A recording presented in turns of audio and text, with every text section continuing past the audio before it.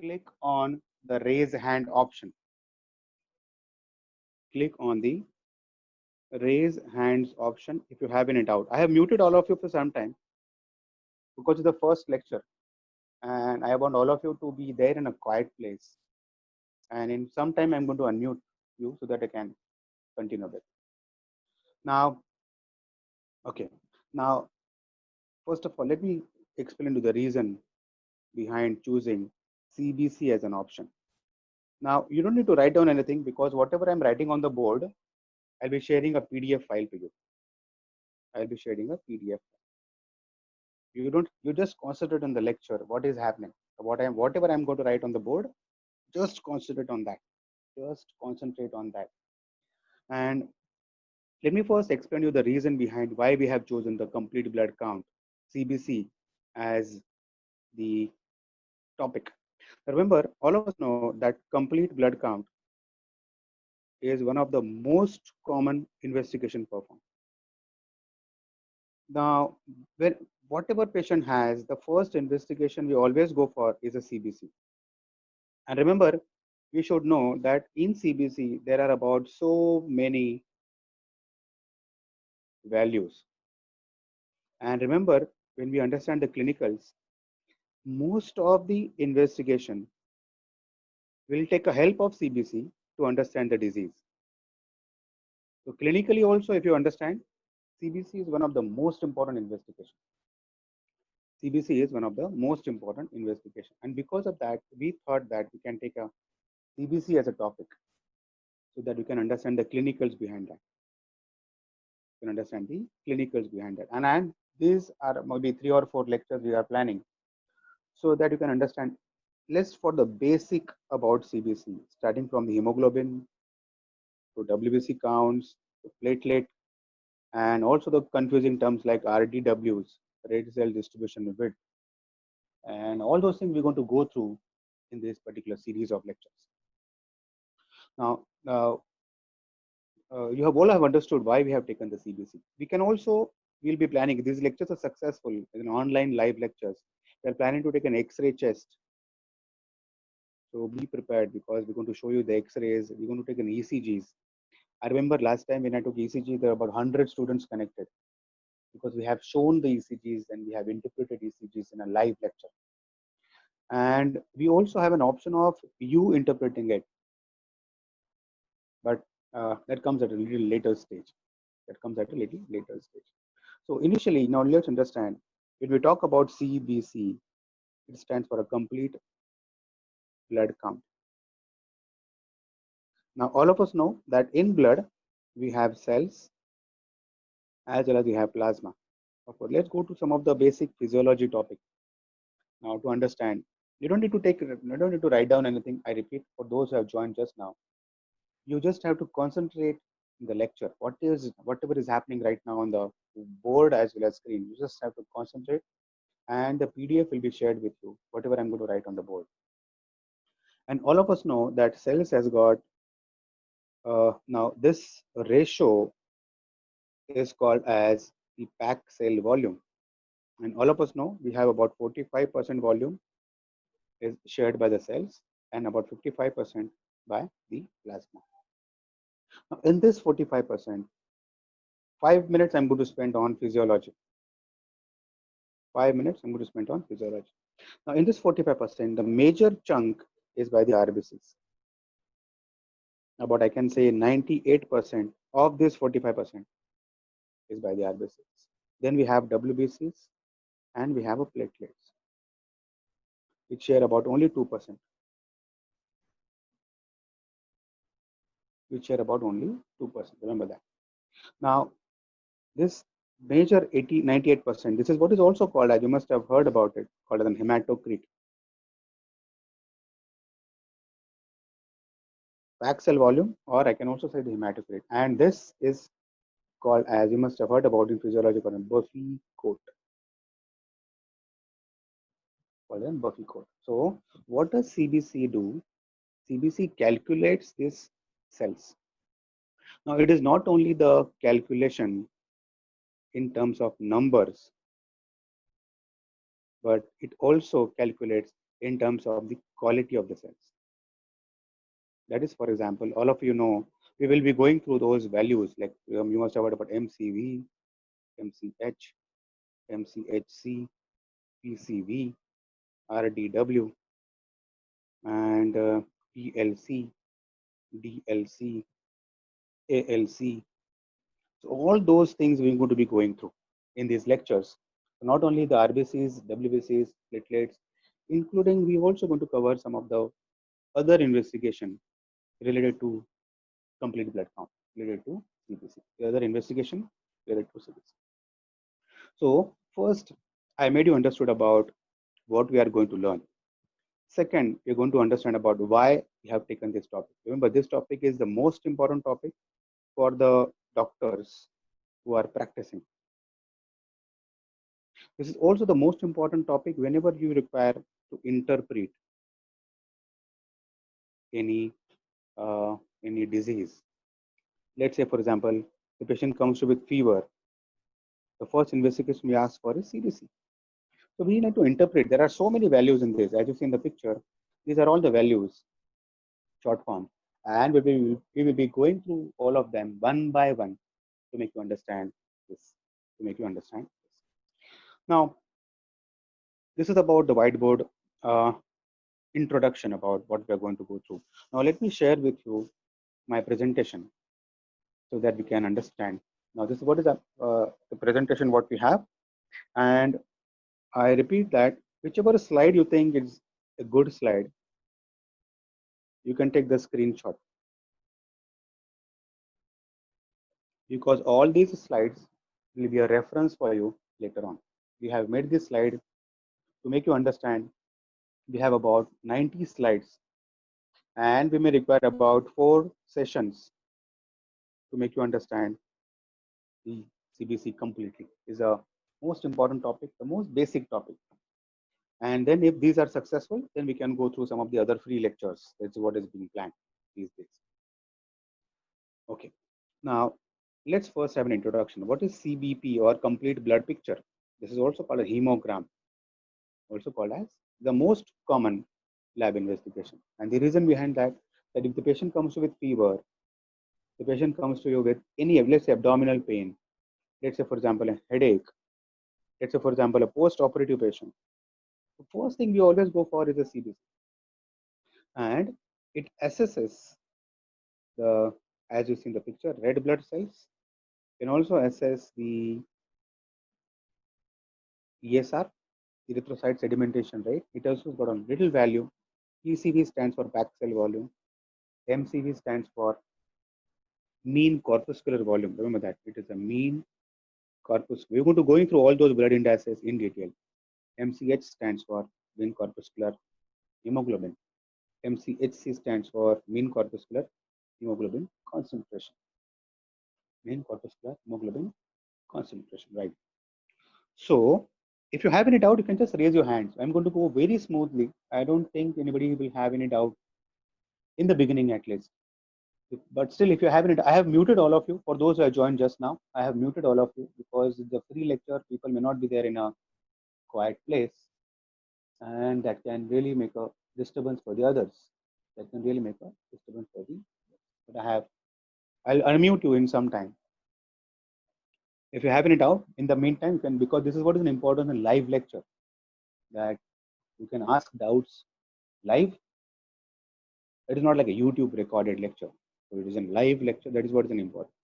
So we could be going through not only RBCs but WBCs. We also have DC, stands for differential count, platelet count, as well as bleeding time and clotting time. And also we'll be going through some of the blood groupings. And let's first start with an RBCs, because the most common reason we will go through the CBC count is to know about the RBCs. Now let's first understand the normal values as well as some of the other concepts behind this.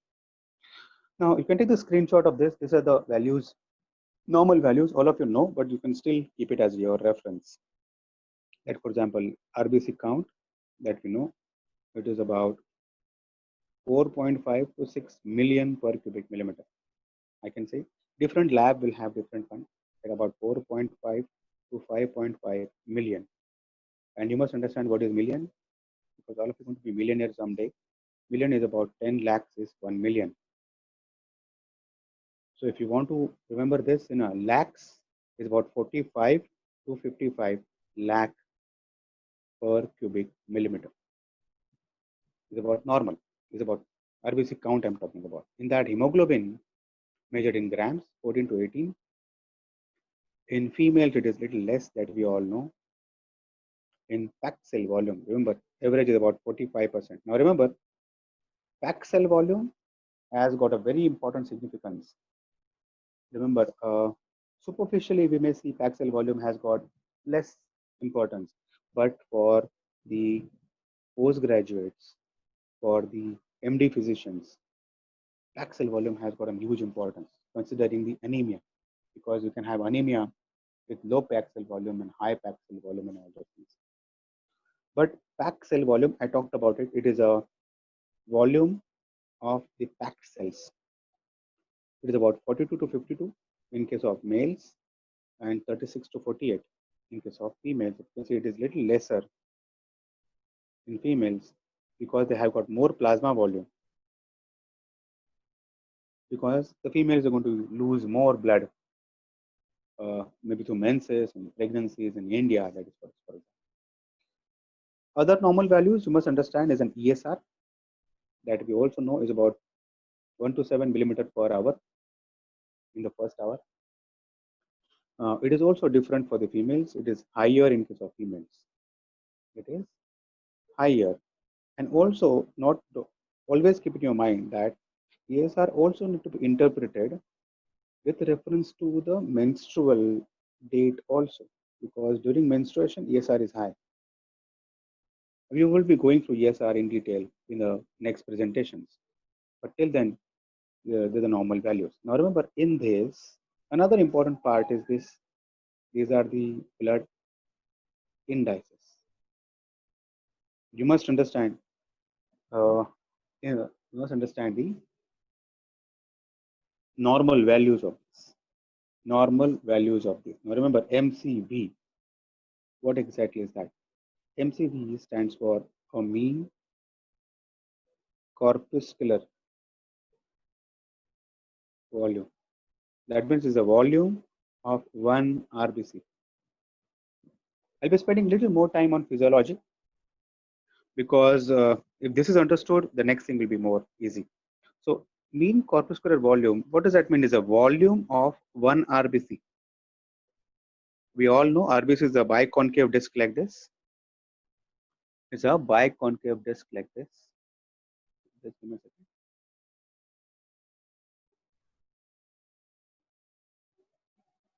Yes. RBC is the biconcave disc, and the volume of one RBC, length, breadth into height.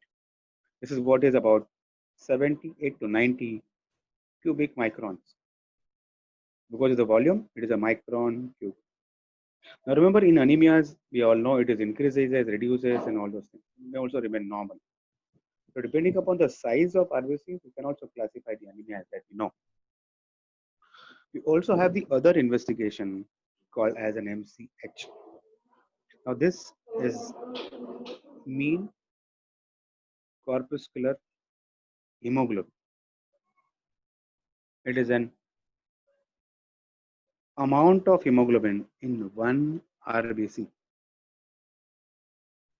Remember, RBCs are so small, and how much hemoglobin is there in one RBC? And this is measured in grams, picograms. Is an picograms. 10 raised to minus 12 is a picogram. So MCH stands for amount of hemoglobin in one RBC. How much hemoglobin is there in one RBC? That is what is MCH. And lastly, we have a MCHC. Now remember, let's take an average about this. Let me have a bolder pen. Yes.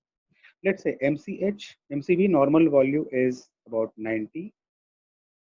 MCV normal value is 90, sorry. And MCH average volume is about 30. Now, this is what is a volume, and this is what is the amount. So when you know value and the amount, you can take out the concentration, because concentration is MCHC. So 90 micron cube has got 30, is about 1/3. So this is about 33%. So MCHC is about concentration of the hemoglobin in RBC is 33% average. So you can also take the screenshot after I have written on the board so that you can keep it as a reference. But after I finish the writing on the board, you can take the screenshot. That is what we can do so that we can understand the slides better. Understand the slides better. Now, for those who are joined just now, if you are not connected to audio, please connect the audio. That is what people should do only in the first time. Otherwise, you will not require it for the next time. So I'm flipping this slide. This is the normal values. So before we go to any abnormal, we need to know about the normal values. These are the normal values. Let me go on the next slide. So let's first interpret the RBCs, because initially maybe one lecture, today's lecture, I'm going to devote to RBCs, or even if not complete, some part of this, and then we can go to the other ones. Let's say what is anemia that we all know. Then there's a low oxygen carrying capacity of the blood. So I can say a theoretical definition is decreased oxygen carrying capacity of the blood. It can be because of insufficient RBC or maybe because of the iron deficiency. Because as we all know, most common cause is iron deficiency. Most common cause is iron deficiency. So let's come to the causes. We have a blood loss. The patient may be losing blood. Whenever patient comes to you with anemia, or whenever you diagnose anemia, first also thing is find out where the patient is losing blood from. It can be through urine, it can be through stool, it can be through menses, it can also be through piles, it can also be worms. So before the correction of anemia starts, find out the leakage of RBCs, or I can say blood loss. So do urine routine microscopy, stool routine microscopy, history about menses. The patient is a female, of course. Piles, or also if the patient is a child. Nowadays worms are less common, as we know. Find out the history about the worms. Find out the history about the worms. So most common cause is the blood loss, because blood loss ultimately leads to the iron deficiency. That we must know that ultimately blood loss anemia becomes an iron deficiency. As we know that iron deficiency anemia is the most common anemia. Is the most common anemia. Second common cause that we should know is a nutritional deficiency. It can be because of the decreased intake of the iron as well as vitamins. Not only iron and vitamin, but also we have minerals like cobalt and zinc. We also have hormone like erythropoietin that we know, as well as thyroid. So all those deficiencies can lead to anemia, because patient can have some of these deficiencies. In fact, it can also be the protein deficiencies, because ultimately hemoglobin is formed by heme and globin. Globin is all proteins that we know. So a protein deficiencies can also lead to anemias that we evaluate.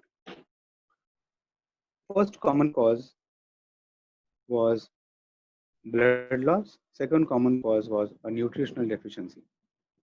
We also have a third. All these we're going to interpret right now. We have destruction of an RBC. That is also called as an hemolytic anemia.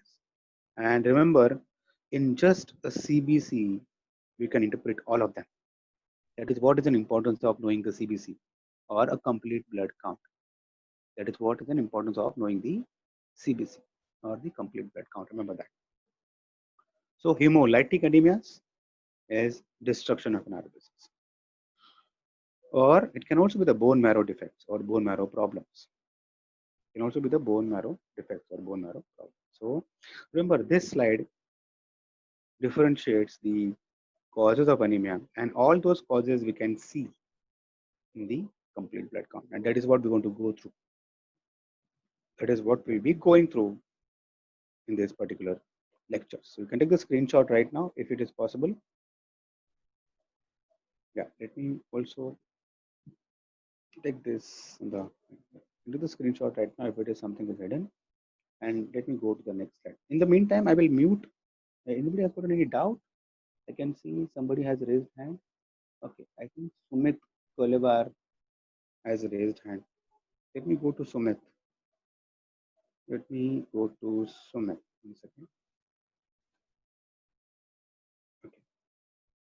Sumit has got some doubt. Yes, Sumit, I have unmuted you. Any doubt you have right now? Yes, Sumit. No, sir. No, sir. I'll just lower your hand and I will mute. Okay, I think all of you are in a quiet place. Okay. Mute. Uh,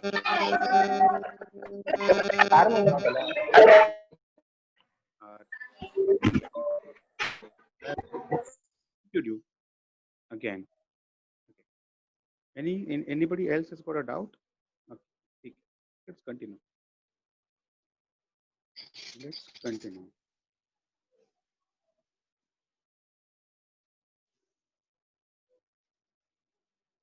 Okay. Okay. So this was a slide on the causes of anemia. Now remember, in the complete blood count, we may also see sometimes that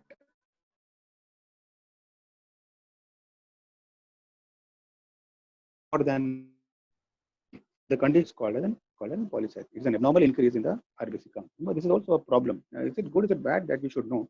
More is also bad. The reason behind more is bad. Somebody will say that more RBC is better because it's able to carry the oxygen more effectively.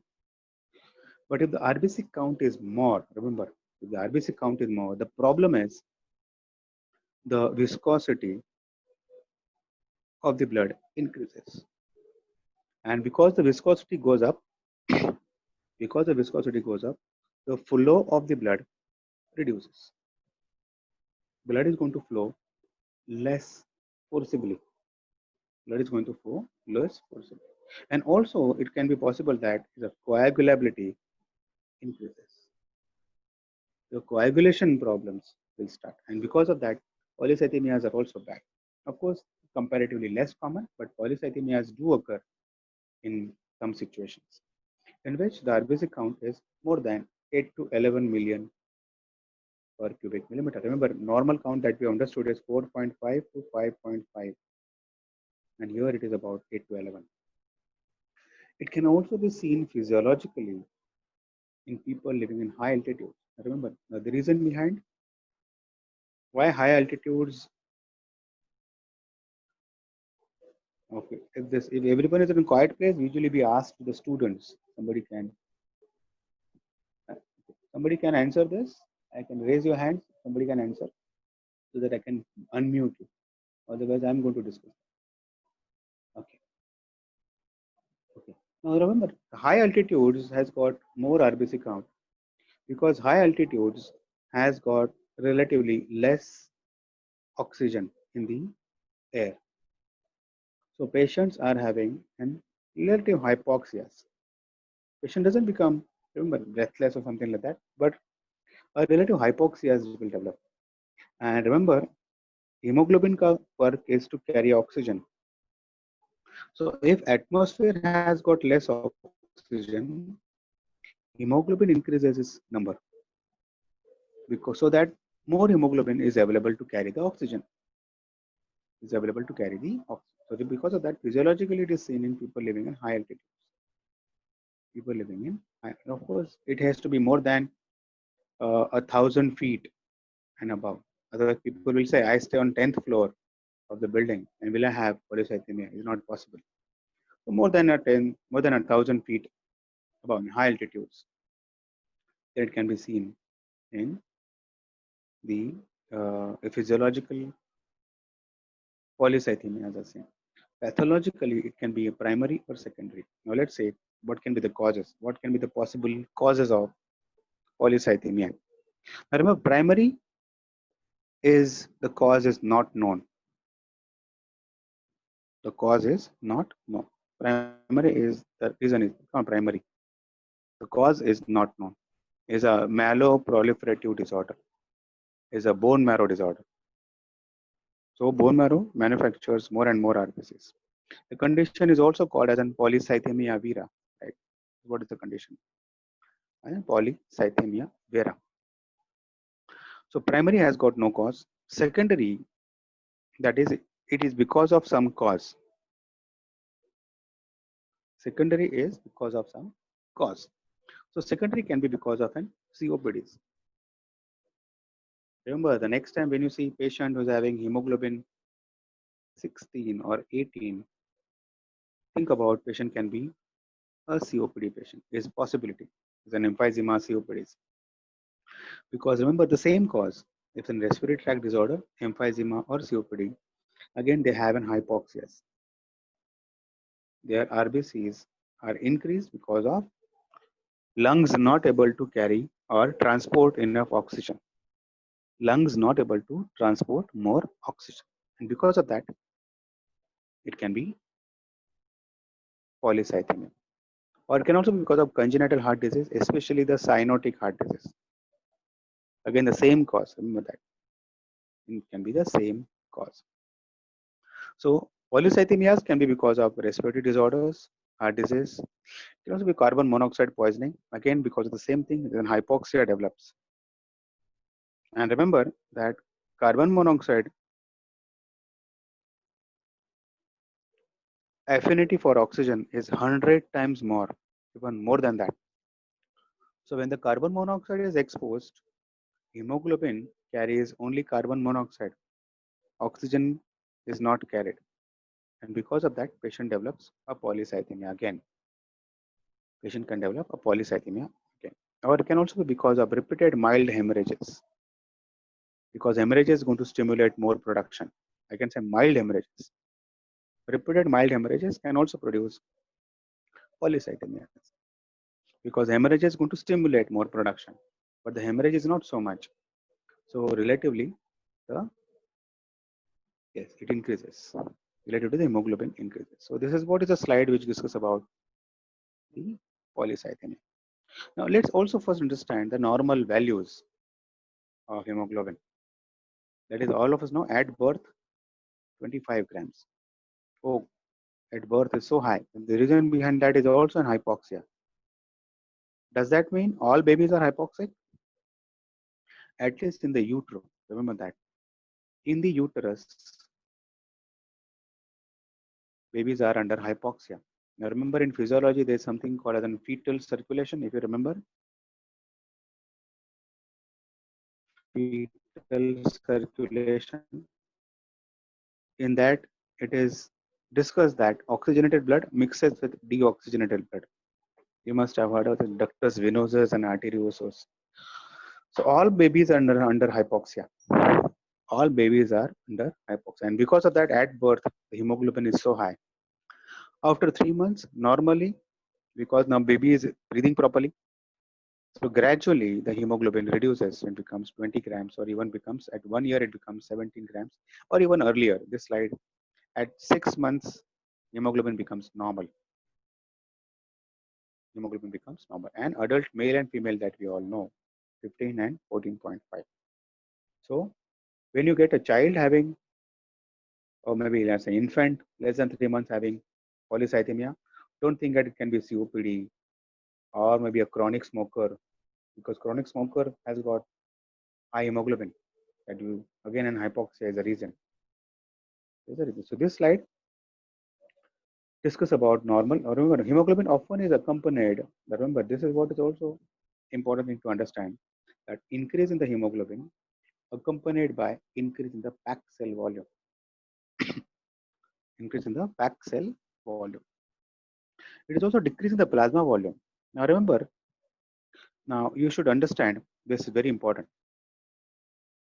Now decrease in the plasma volume, like for example dehydration, alcohol, smokings, diuretics, leads to increase in the red cell mass, and then the hemoglobin can come up. Hemoglobin can come out. Remember dehydration. Now this thing need to be understood. Let's say for example, this is what is the blood, and this is what is a packed cell volume. Is about 45%, and this is about the plasma. Is about 55%. So the concentration of RBCs is 45%. So it is a possibility that, let's say for example, in case of dehydration, the patient is losing more and more water, the plasma volume will drop down, but RBCs will remain the same. RBCs will remain the same. So dehydration, again alcohol also produces dehydration. Diuretics produces dehydration. So the idea behind this particular slide, if you consider more clinically, dehydration, diuretics, and alcoholics have less plasma and normal RBCs. Less plasma because of the water is getting lost. Now remember, when the water is getting lost in dehydration, alcohol, and diuretics, when the plasma is reduced, the RBCs remains the same, but because the plasma is reduced, packed cell volume will increase. Packed cell volume can increase, and that can lead to a false increase in the hemoglobin. Why I say false increase? Because RBCs are same, but because plasma has reduced, the RBC concentration will increase proportionately. So when you see the next time diuretics patient has got polycythemias, hemoglobin is more. Dehydration will have more hemoglobin. Alcoholics has got more hemoglobin. The reason behind that, they are dehydrated. They are dehydrated. So all those things need to be practically understood. Practically understood. So alcoholic, because of the dehydration, relatively less plasma volume, the hemoglobin is interpreted more. Actually speaking, the RBCs are the same. Are the same. Oh, so this particular slide is again a very important slide according to me, and this can be interpreted properly. Now let's talk about the hematocrit that we talked about. What is hematocrit? Packed cell volume is again one of the important thing in CBC, in the complete blood count. Hematocrit is packed cell volume. As we all know, it is about males is about 45% and females is about 42%. And the higher level is about 42%. Okay. About 42%. And this is what is about when you see properly how exactly hematocrit is being measured. And they take the blood, they centrifuge the blood, and the amount of blood you can see. Yes, this is what is the slide. The erythrocyte, this is what is about packed cell volume, 45% that we know. We also have a small layer, if you can see here. That small layer is a buffy coat that has about less than 1%. We talked about initially in the whiteboard one, the leukocytes and platelets, whole blood, because the leukocytes are hardly 4,000 to 10,000 per cubic millimeter. So it's proportionately very small. And also platelets are 1.5 to 4.5 lakh. So again, proportionately very small. RBCs are 46 to 55 lakhs. Because of that, the major proportion of PCV is erythrocytes and is about. So what happens in the previous slide, that those who are alcoholic, those who are dehydrated, lose more of the plasma. Proportionately, RBC increases. Proportional RBC increases. Proportional RBC increases. That is what is about. packed cell. So if packed cell volume will be affected more because of the RBCs only, because RBCs is the major proportion. So if the WBC count reduces, that will not affect the packed cell volume, including the platelet, because their contribution is very small, as you see in the picture. The contribution of them is very small,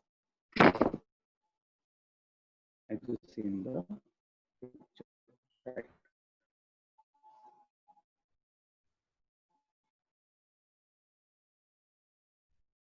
Are very small. Next thing is important is in case of an erythrocyte rate. Now, evidently, the meeting disconnected because of a network issue or something. You can click on the same link because it can be a disturbance sometimes. The meeting gets disconnected. The link is